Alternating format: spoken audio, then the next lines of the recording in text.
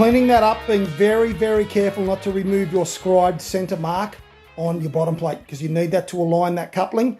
So now I'm going to get the coupling bolted onto the midframe. Okay, so it's time to get our coupling set up for our traction loss pivot caster. Now first, guys, this is the front, all right? This is where our front trolley is going to run. We don't want our grease nipple at the front here because otherwise our trolley rail is going to contact this and break it off. So this is how we will set up our traction loss pivot caster, all right? It will come this way, all right? Our coupling will obviously go towards the front like this, all right? Now the tricky part is this, all right? We've got quite a lot of space. So what I've done to overcome that is I've made up a couple of spaces, and we need a combination of spacers and washers to make this work, all right? You'll have to cut some pipe. What I've got is I've got some bearing inserts that I found, okay? So basically these are a piece of tube with a flange on the end. So you could do the same, all right? Piece of tube that matches your 11mm bolt, okay, and slides over with a bit of a flange on it. It doesn't have to have a flange. You can just use washers, okay? That's what I'll be using in the end anyway. So this will slide through like this, okay? It is a bit fiddly, this. You got to hold your tongue and all that sort of stuff in the right location. You know what we always have to do. A washer goes on there, goes through our coupling, right? And then on this side, we have to do the same, I'm afraid. This really is a tongue holder. Okay, our washer goes in there, and we can come through here and slide over our washer, so then those spaces, the washers just stop those spaces from going inside the coupling. Otherwise, we're sort of wasting our time if we don't do that, guys. Washer, this side. I'll just use a double washer on the outside here because we do need to crush this in a little bit, okay? And we're almost out of thread the way that this is set up at the moment. We do need to crush our caster frame through just a little bit as we do this up tight. It will lock this in so it's in the center. Okay, so obviously we need this in the center, guys. If it's not in the center, then our mid-frame is not going to be aligned correctly. We don't want that. You only need to do that up, guys, so it's firm. It doesn't have to lock this in. It's just got to be done up firm, right? So that's now going to sit on our mid-frame. We've got our marks on the bottom there, and we can now line them up, and then we can weld this to our bottom plate. And so once again, you've got to fiddle this, guys. You've got to align it so then your rear traction loss axle is clearing the rear traction loss motor bracket that we've welded in the very corner of our traction loss plate. And then we've got to get this all lined up square with making sure that we've lined this up with the grease nipple facing away from our front trolley. Okay, so now I'll get this locked in on the line. Yep, well, I know that's centered on my plate. Now I can put weight on this and I can test my traction loss plate. Okay, and this has to come forward significantly.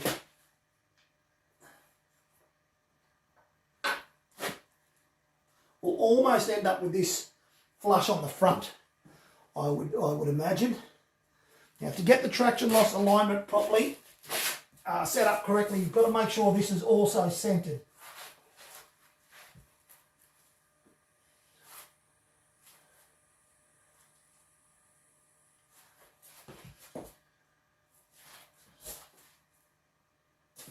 So this is one of those processes that is a bit fiddly, but this is the only way to do this, guys, and get it correctly aligned to make sure your traction loss axle is square, okay, and moving through its range of motion without hitting on that bracket. Okay. So what I'll do is, again, where my pivot caster is here, I'll put the weight on that. All right, so it can't move.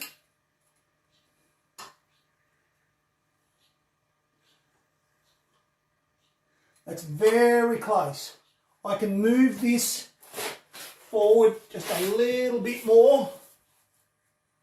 You're aiming to get those two inside casters to come right to the corner, the front corner of your traction loss bracket, okay? Like I showed you earlier.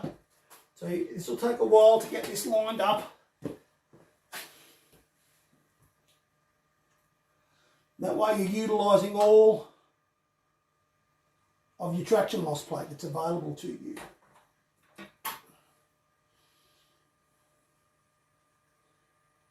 And that's it for me now there at the moment.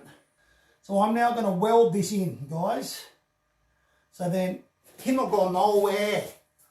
It's welding time, peeps. Now I don't need to use that magnet because I can use a traction loss pivot caster here as an earth. I'm going to do some final checks before I pull the trigger on the gun to make sure it's still in alignment.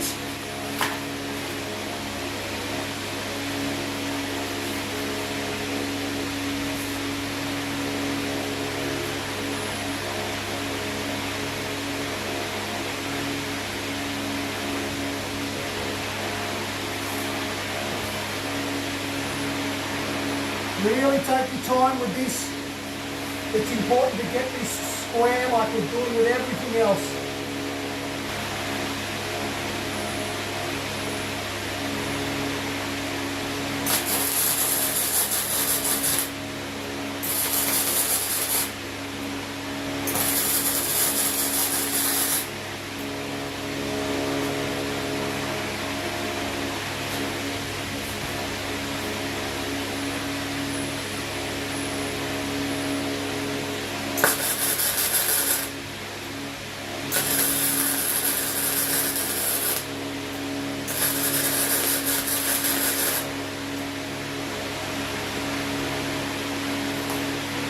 Beautiful.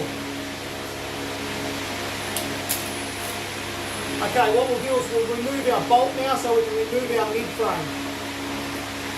Hopefully this is not too grainy, but there, guys, I've put my level on. I've got a very long level. I've put that on my mid-frame and I'm very happy with that. It's not 100%, but it's like within 1 or 2 millimeters of it being level. I could adjust my traction loss, of course, with my adjustable traction loss, but that is very good. I'm happy with that. I'm not going to fiddle around with my traction loss any more than what I need to, but that's what you're aiming for, guys. You're aiming for a level mid-frame, rightio. So between your traction loss adjustment at the back there, you can see my trolley rail system there is just hanging off. I've put that on the mid-frame. It's just hanging right at the back there, away from where I'm welding. But yes, you will use the adjustable traction loss axle versus the height of your pivot caster once it's coupled and welded to the bottom plate to get your level of your mid-frame, to make sure your mid-frame's actually level. So when you're done, this is basically your base plate, guys. Now I took the liberty of cleaning the front of mine, so the two add-ons on the sides there, I added those on and I gave all of the base plate, the spine, a clean up down around 300 millimeters worth. Obviously that whole bottom plate has to be cleaned, all that grey mill scale has to be removed before we can paint it. And but that's it in all of its glory, guys, to those specs. So that's how you put the base plate together. It's very simple, really. It's quite simplistic. I'll couple my mid-frame to this now, and there's more work we have to do on the mid-frame. We've got to get some stops in for our trolley rail system, so then when we are setting up, when we first put our top frame on and connect our front motors to our front trolley rail, it doesn't keep moving all over the place. So there's a couple of stops we need to get in on our mid-frame now. I'm going to put our mechanical stops in place for our two trolley carriages for our uni joint and our front motor mount bracket. We'll need two M10 bolts, 70 millimeters in length, and a nut.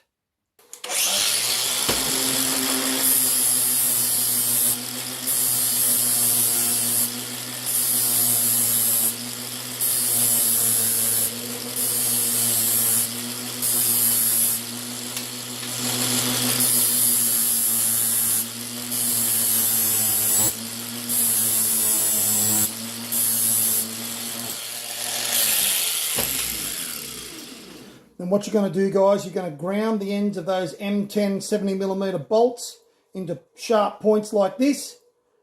That's what to do next. What you're going to do with the uni joint and the front motor mount, you can see here I've got my uni joint. This is the plate that's welded to the bottom of the uni joint that couples with the trolley rail. Remember we put that little tang on the end with a hole in it. We welded that on there to be connected to our front carriage trolley. That will happen, guys. But for now, what we're going to do is we're going to put that M10 bolt through that hole. We're going to wind the nut down on it, and we're going to pinch them together, and we're going to weld this nut on the bottom of our tang. So here I am with my completed motion sim, guys. I'm down here in the thick of it, in the action, lying on the floor, getting some video footage. You can see the nut there, guys. It's welded onto the bottom of that tang that sits forward of the top trolley rail uni joint plate. And those bolts that we have, guys, they are going to be going through some 20 by 20 box here, because this acts as a stiffener / a joiner with the front trolley rail system. I'll just swing the camera around here so you can see what I'm talking about. That goes to the front of the trolley rail system here. Okay, here it is here. The box is coming into here. Now I've got this sleeved with a piece of 25 by 25 that the 20 by 20 goes into.